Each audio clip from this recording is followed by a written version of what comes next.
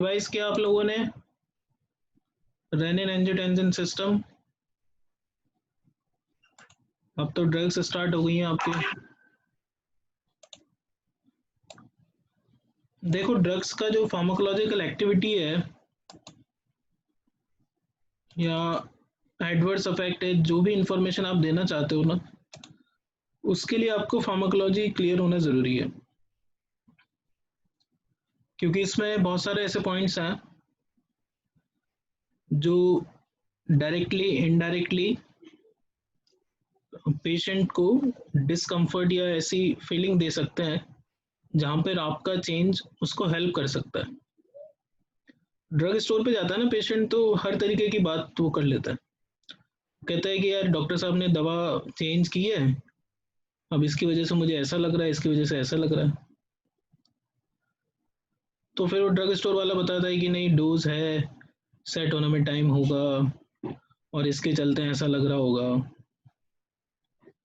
है ना।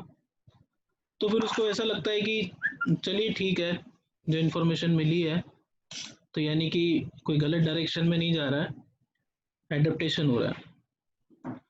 बहुत सी बार जाता है तो डिस्कम्फर्ट अपना शेयर करता है कि एब्डोमिनल पेन हो रहा है, हेडेक हो रहा है, डिजीनेस आ जाता है।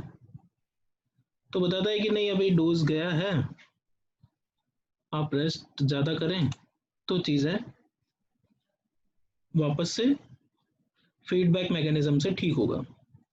तो इस तरीके की चीज़ें हैं वो फार्माकोकाइनेटिक या एडवर्स ड्रग रिएक्शन या इसके यूजेस हैं।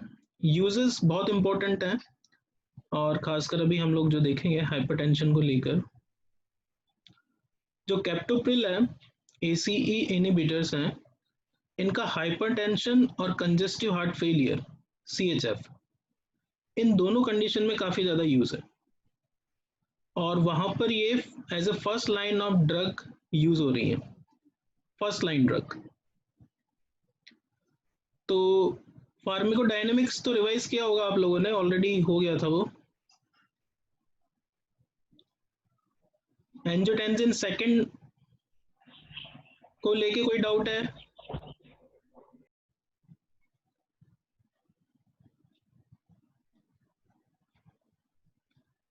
एंजियोटेंसिन सेकंड के फार्माकोलॉजिकल इफेक्ट बताइए। चलिए,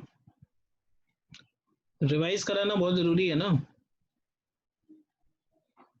एंजियोटेंसिन सेकंड होता क्या है, क्या फार्माकोलॉजिकल एक्शन होते हैं इसके, कोई भी एक बताइए।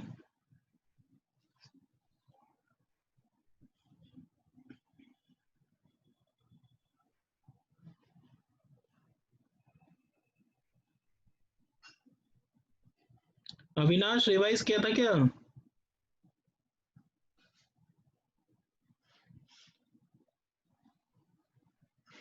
यरुना पाटीदार?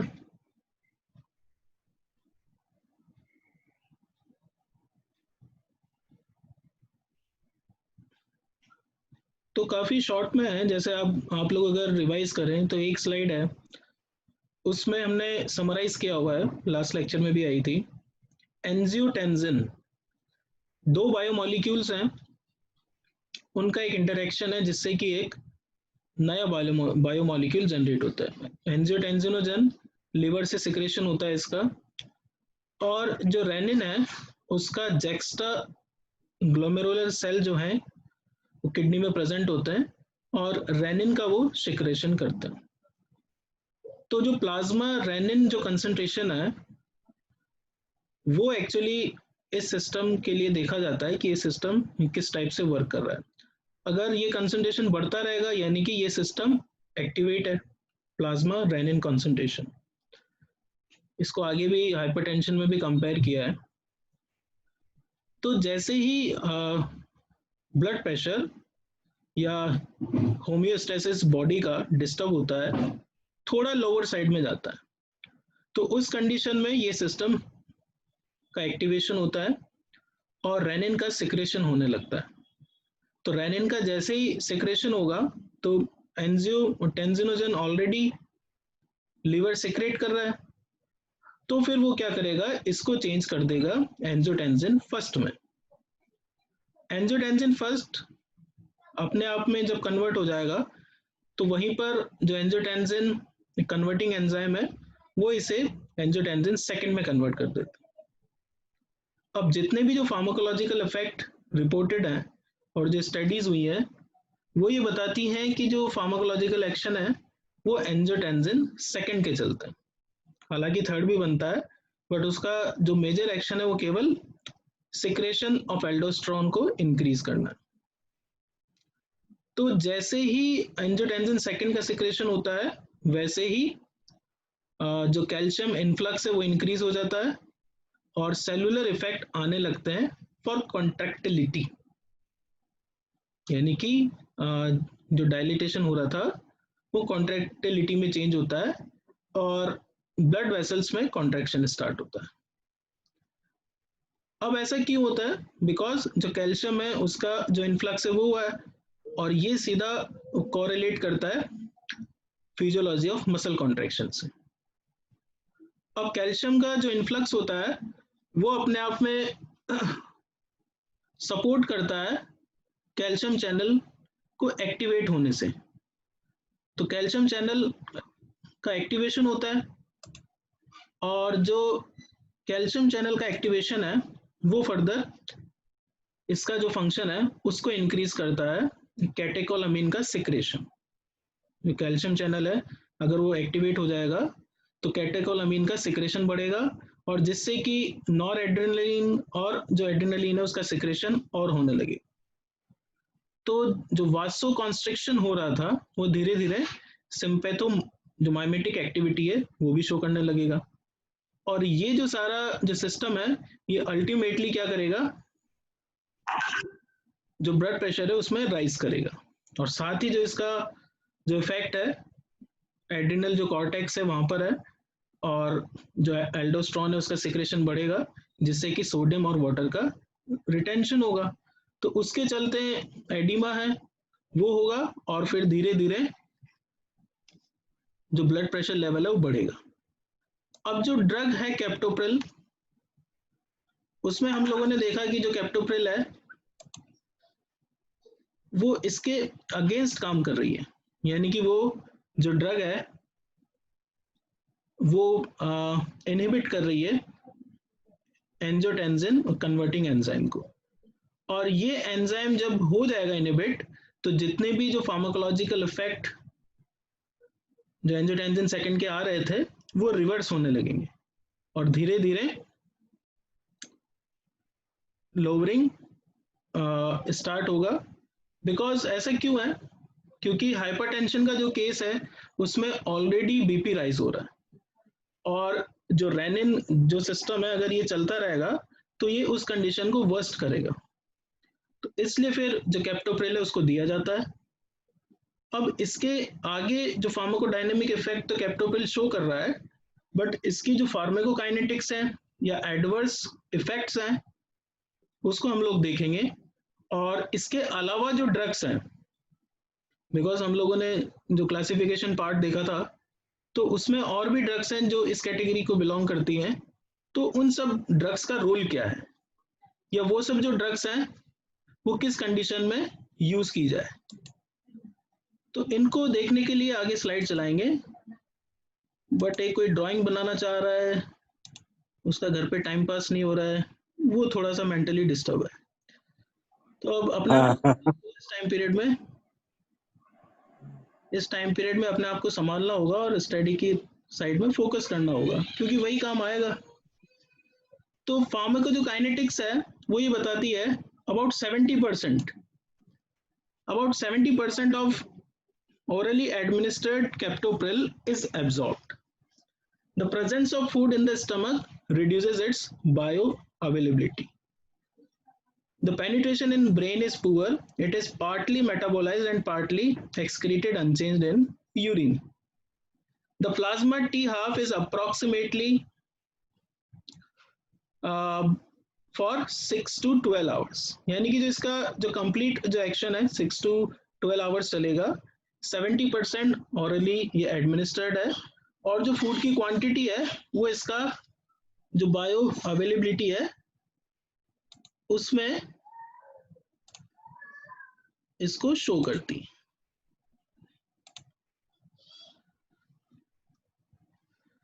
तो आगे हम लोग देखें जो एडवर्स इफेक्ट है, adverse effect profile of ACE inhibitor is similar, यानी कि सबका एक जैसा है।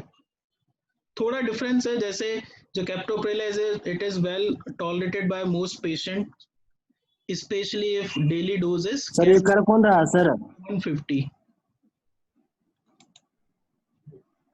कोई बात नहीं, कुछ तो करेंगे, अब खाली बैठे हैं, क्या करेंगे, करो और ड्राइंग करो। द मेजर इफेक्ट अगर हम लोग देखें तो हाइपोटेंशन है, हाइपर जो कैलीमिया है इसकी वजह से हो सकता है। हाइपोटेंशन क्यों हो सकता है? क्योंकि अगर इसका डोज बढ़ता जाएगा तो ये एक सर्टेन लेवल से ज्यादा जो बीपी है उसको लो कर देगा, बिकॉज जो नॉर्मल फीडबैक जो मैकेनिज्म है बॉडी का वो भी काम कर रहा है, और जब ये कंडीशन ज़्यादा बढ़ेगी तो एक हाइपोटेंसिव जो इफेक्ट है वो देखने को मिलेगा। सेकंड जो कंडीशन है वो हाइपरकैलीमिया है। बिकॉज ये कंडीशन क्यों है? क्योंकि जो एल्डोस्टेरोन है वहां पर भी इसका जो एक्शन है वो देखने को मिलता है, और जो पोटेशियम का जो लेवल है बढ़ता जाएगा अगर इसका डोज ज़्यादा चलता रहा। कफ, रैशेस, अर्टिकेरिया, एंजियोएडिमा, डायस्गोरिया, फोइटोपैथिक, ये सारे जो इफेक्ट हैं ये देखने को मिलते हैं। तो इसके लिए जो इफेक्ट है उसको हम लोग इंडिविजुअली देखते हैं कि इफेक्ट क्या होते हैं। जैसे हाइपोटेंशन की हम लोग बात करें, so it is the initial sharp fall in BP which occurs specially in diuretic treated and CHF patients, यानी कि वो पेशेंट जो ऑलरेडी डायूरेटिक्स पे चल रहे हैं और जो बीपी है उसमें डायूरेटिक्स का यूज होता है, जैसे हम लोग आगे पढ़ेंगे। तो ऐसा जो पेशेंट है अगर उनको इसका थेरेपी दिया जा रहा है और डोज का मॉनिटरिंग नहीं है तो फिर वहां पर शार्प फॉल हो सकता है बीपी में, और बीपी लो जो कंडीशन है वो ज़्यादा डेंजरस होती है। तो इसकी जो मॉनिटरिंग है वो रिक्वायर्ड है। The persistent hypotension may be troublesome in MI patient. MI means myocardial infraction है, एक कंडीशन है। तो उस टाइम पे भी अगर लंबे टाइम तक हाइपोटेंशन रहे तो पेशेंट्स को डिस्टरबेंस हो सकता है। Next is hyperkalaemia. जैसा कि आप लोग देख रहे हैं ECG है जो QT इंटरवल है उसमें चेंज है, तो more likely in the patient with the impaired renal function and in those taking the potassium sparing diuretics, spironolactone जैसे हम लोगों ने ड्रग पढ़ा, तो जो पेशेंट इसको ले रहा है, NSAIDs है, बीटा ब्लॉकर है, तो फिर एक सिग्निफिकेंट राइज हो जाता है एक पोटेशियम का, और उसकी वजह से ECG में चेंजेस आने लगते हैं। कफ, कफ एंड एंजियोएडिमा, ये दो जो इफेक्ट हैं वो इसके लिए सर ये हाँ बताओ। पोटासियम का क्या होता है सर, ये बढ़ जाता है क्या? ECG जो नॉर्मल होता है उसमें चेंजेस हाँ। आने लग जाएंगे। अगर पोटेशियम का लेवल है बढ़ जाएगा तो जैसे ये जो साइकिल है, ये वाला जो पार्ट है, ये साइकिल जो नॉर्मल है उससे चेंज होने लग जाएगा। नॉर्मल से अगर आप इसे वो कंपेयर करेंगे तो इसके जो इंटरवल है वो चेंज होने लग जाएंगे, यानी कि वो हार्ट के ऊपर एक नेगेटिव इफेक्ट डाल रहा है। अच्छा, ठीक है, एंड्रोजनस सेकंड के। हाँ, जो QT इंटरवल है इस चीज को भी हम लोग देखेंगे एरिथमिया में। A persistent bradycardia occurs in 4 to 16% patient within 1 to 8 weeks and often require discontinuation of drug subsides 4 to 6 days thereafter. जो कफ की कंडीशन है वो इसमें बनती है, और ये जो केसेस हैं 4 to 16% जो पेशेंट है उनमें देखने को मिले, और जो इफेक्ट है वो 1 to 8 वीक के अंदर आ जाता है, यानी कि लगभग 1.5 month, अप्रोक्सीमेटली 2 month। और अगर ज्यादा ये बनता है तो it require discontinuation of drug and it is not dose related, appears to be caused by the inhibition of bradykinin substance P breakdown in the lungs of the susceptible individual। तो इसका dose से कोई correlation नहीं है। जो कफ इस condition में बनेगा उसके लिए आपको ड्रग चेंज करना होगा, इसका डिसकंटिन्यूएशन करना होगा। तो आगे हम लोग जो अदर जो ड्रग्स हैं इस कैटेगरी में वो यहाँ पे काम करती हैं और उनको यूज कर सकते हैं। रैशेस एंड अर्टिकेरिया, ये भी 1 to 4 जो परसेंट जो पेशेंट हैं जो रेसिपिएंट है उनमें देखने को मिला है। Doses does not usually warrant drug discontinuation. तो 1 to 4% है और डोजेस का ऐसा नहीं है कि बिल्कुल बंद कर दें, तो कुछ टाइम के बाद ठीक हो सकता है और अगर ज्यादा वर्ड्स होता है तो फिर चेंज करना पड़ेगा, डिसकंटिन्यूएशन करना होगा। बट 1 to 4% जो पेशेंट है उनमें देखने को मिला है। एंजियोएडिमा, ये एक्चुअली और ज्यादा वर्स्ट वो कंडीशन है और ये इसके लिए स्पेसिफिक है। ये क्वेश्चन एग्जाम में कभी कभी आ जाता है जो कॉम्पिटिटिव एग्जाम है। तो cough and angioedema are the adverse effect of ACE inhibitors. और स्पेसिफिकली बात करें तो captopril, resulting in swelling of lips, mouth, nose, larynx may develop within few hours to few days in 0.06 to 0.5% patient, यानी कि less than 1% है।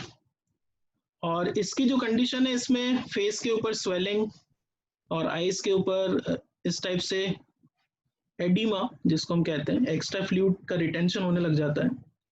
May cause airway obstruction and treat with adrenaline, antihistaminics, corticosteroid according to need। तो allergic reaction मान के antihistaminics इसमें दिए जाते हैं और अगर ज्यादा एयरवे ऑब्स्ट्रक्शन होता है यानी कि सांस लेने में दिक्कत होने लग जाती है इसमें, then in that condition corticosteroid के साथ में एड्रेनालिन जो लाइफ सेविंग ड्रग है उसको इसमें दिया जाता है। Next is dysgeusia, it is a reverse loss और अल्टरेशन ऑफ टेस्ट। जैसे कि अभी कोविड-19 में भी इसके कुछ सिम्टम्स ऐसे बताते हैं कि सांस लेने में तकलीफ होती है और जो टेस्ट का जो सेंसेशन है उसका लॉस हो जाता है। तो इसमें एक्चुअली ये टर्म 3 है, एगेसिया, डायस्गेसिया और hypogeusia. Ageusia means complete loss of taste, dysgeusia means the unpleasant और अल्टर्ड टेस्ट सेंसेशन, यानी कि यहाँ पे जो टेस्ट आएगा वो अनप्लीजेंट रहेगा, डायस्गेसिया। और हाइपोगेसिया मीन्स रिड्यूस और the partial loss of taste. Fetopathic effect देखने को मिला है। तो फीटस है, fetal growth retardation, hypoplasia of organs, fetal death may occurs if ACE inhibitors are given during latter half of the pregnancy. A recent repeat indicates 2 to 7-fold higher malformation rate in the fetus exposed to ACE inhibitors in first trimester. ACE inhibitor must be stopped when the woman conceives. तो जैसे ही time period start होता है after the conceiving, तो इनका use उस time पे नहीं किया जाता है। ठीक है, ऑलरेडी सारी जो नॉलेज है डॉक्टर से शेयर किया हुआ रहता है, बट अगर कहीं पे कुछ इनकॉम्पेटिबिलिटी है तो you can advise. Next is headache, dizziness, nausea, bowel upset. तो अब जैसे ये पिक्चर है, इस पिक्चर को देखते हैं आपको डिजीनेस तो ऐसे ही लग जाएगा, जिसको नहीं है उसको भी हो जाएगा अगर 10 मिनट तक लगातार इसको देखे तो। ठीक है, तो हेडेक, डिजीनेस, नाउजिया एंड जो बॉवल अपसेट है, ये आप सोचेंगे मतलब मोस्ट कॉमन साइड इफेक्ट्स इनको मान सकते। बट ये जो कैटेगरी है इसमें इनको एडवर्स इफेक्ट जो कैटेगरी उसमें रखा गया है, यानी कि इनके चलते कभी कभी अगर डोज हायर डोज पे आ गया है पेशेंट या जस्ट उसने दवा लिया है तो कभी कभी ये ज़्यादा हो सकता है, हालांकि 1 to 4% में रिपोर्टेड है। और इस टाइप के जो सिम्टम्स होते हैं अगेन पेशेंट को अनप्लीजेंट फील होता है और ये सब जो कंडीशन है। नेक्स्ट इज ग्रेनुलोसाइटोपेनिया, यानी कि जो आपके सेल्स हैं उनकी कमी हो जाती है, and proteinuria. These are rare but warrant withdrawal. The renal disease predisposes to these adverse effects. However, the ACE inhibitors retard diabetic nephropathy, reduces attendant proteinuria, and are renoprotective.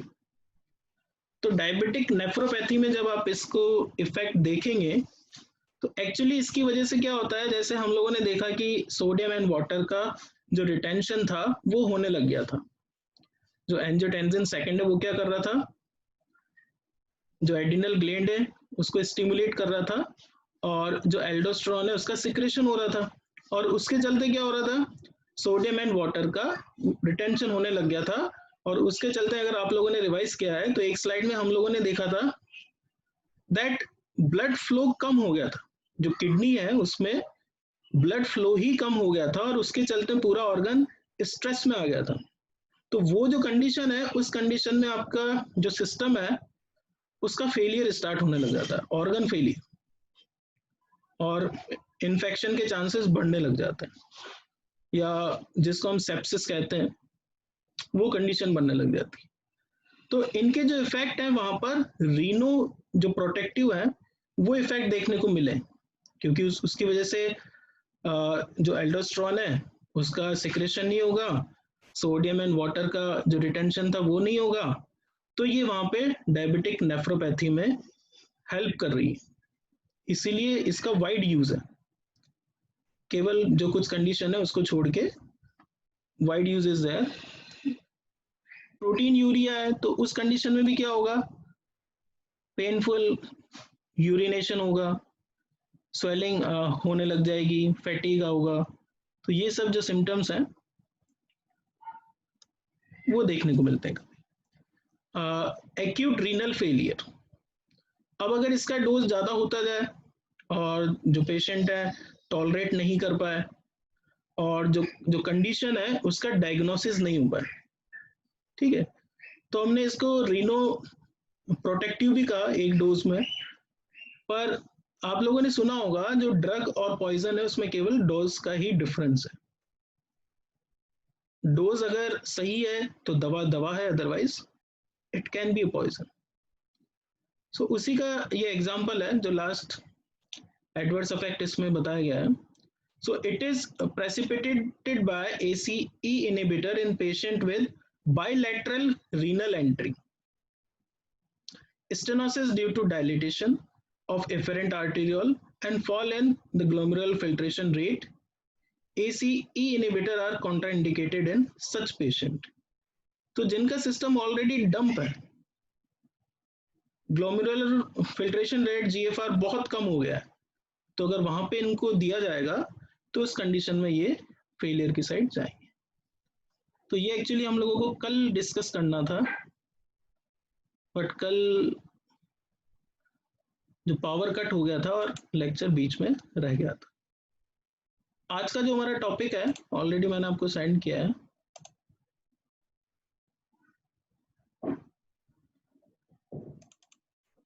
Sir renal failure जो होता है sir वो access dose की वजह से होता है या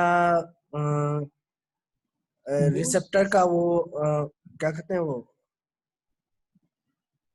देखिए जैसे दो इसके रीजन है, एक तो लंबे समय तक चले और डोज का बढ़ना, क्योंकि अगर कोई भी ड्रग है उसका एक स्पेसिफिक टाइम पीरियड के लिए यूज है और स्पेसिफिक क्वांटिटी में ही यूज है, तो क्वांटिटी और टाइम दोनों इंपॉर्टेंट है।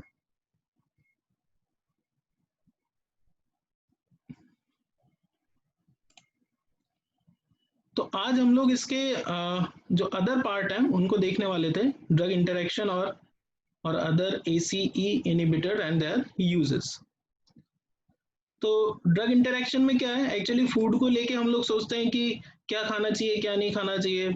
आयुर्वेद में तो फूड का बड़ा रेस्ट्रिक्शन बताते हैं। एलोपैथिक कहीं कहीं पे ऐसा लगता है कि फूड को लेके इतना प्रॉब्लमेटिक नहीं है, बट कहीं कहीं पे नुकसान हो जाता है। तो ड्रग इंटरेक्शन है वो हम लोग देखते हैं।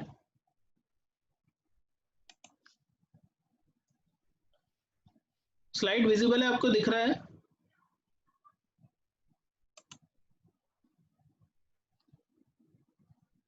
इंटरेक्शंस,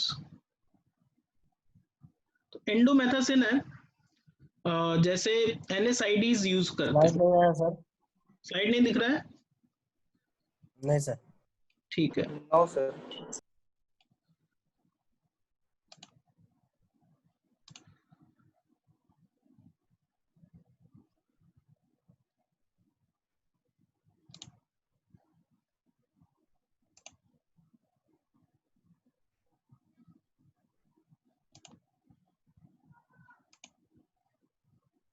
ये है।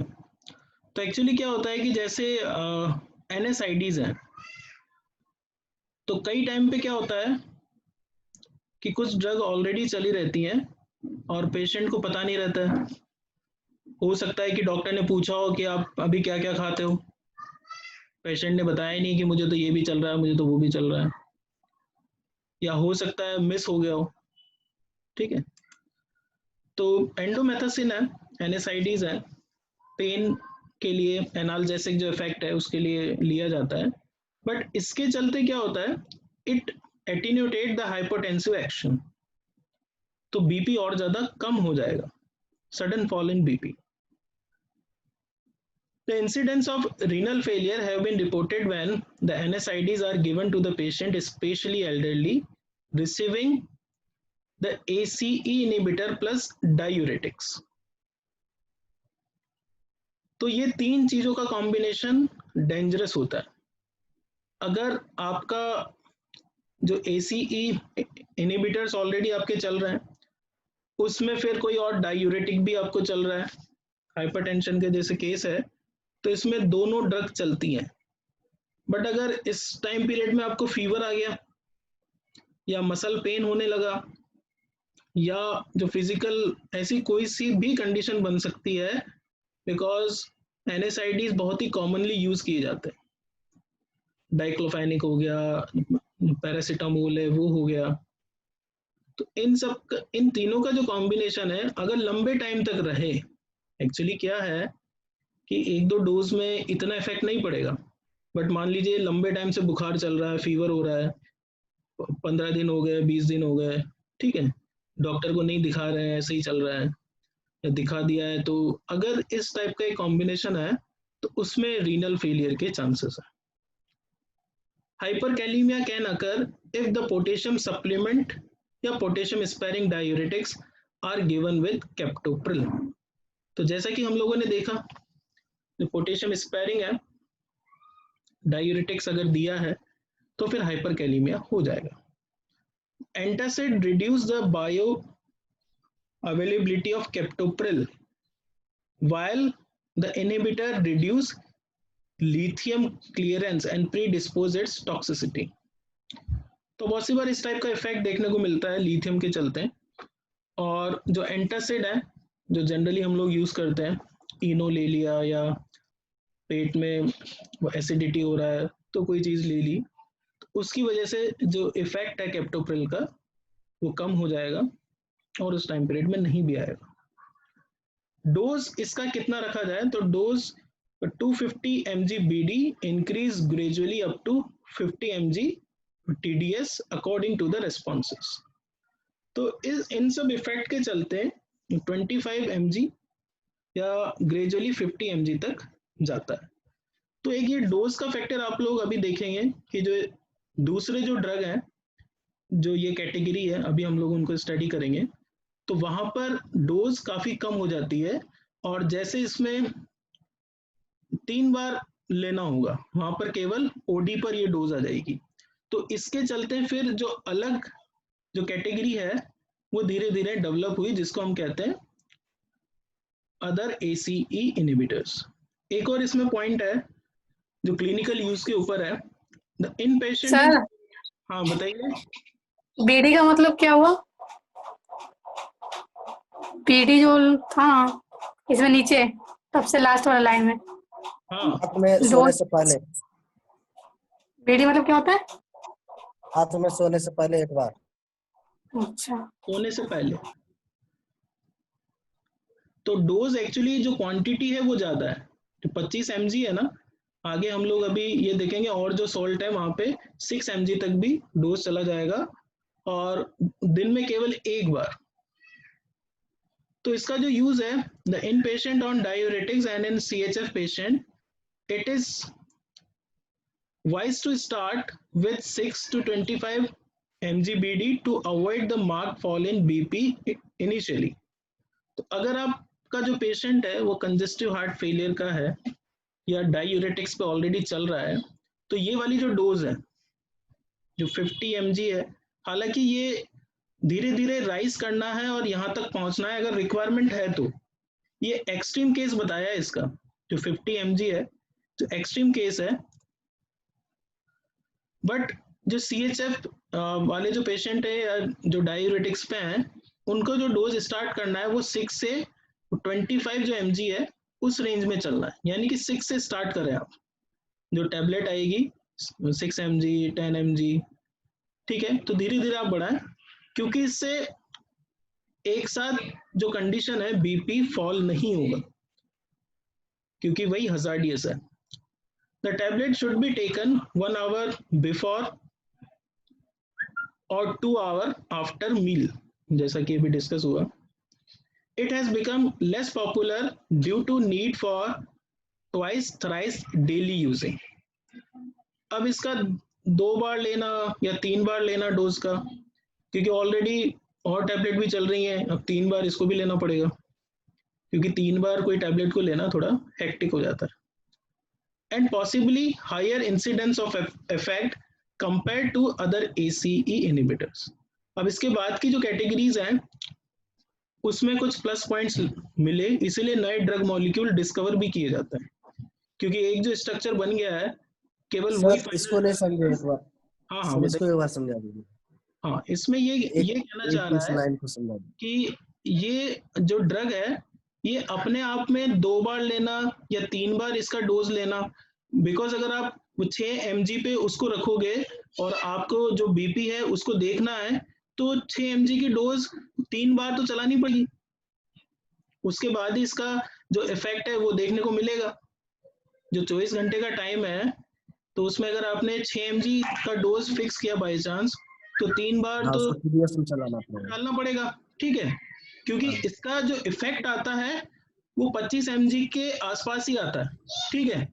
तो अगर आपको मेंटेन करना है इसका डोज 24 घंटे के टाइम इंटरवल में, तो 6 mg का डोज भी 2 बार या 3 बार पे डालना पड़ेगा आपको, तो इफेक्ट आएगा, ठीक है। तो ये जो कंडीशन है इसमें बहुत सारे जो नए मॉलिक्यूल्स हैं वहां पर रोल प्ले किया उन्होंने, और फिर इसका यूज थोड़ा कम हो गया, और फिर इसकी जगह उनको भी लिखने लग गए डॉक्टर्स। वो कौन से मॉलिक्यूल्स हैं? वो ये मॉलिक्यूल्स हैं, एनालाप्रिल, लिसिनोप्रिल, रेमिप्रिल। तो ये वेल नोन ड्रग्स हैं जो फिर इसको रिप्लेस करते हैं या इसका एक्शन को थोड़ा सा और अच्छा कर देते हैं। तो इसके बारे में हम लोग देखेंगे एनालाप्रिल से, तो इसको आप थोड़ा सा रिवाइज करें, बिकॉज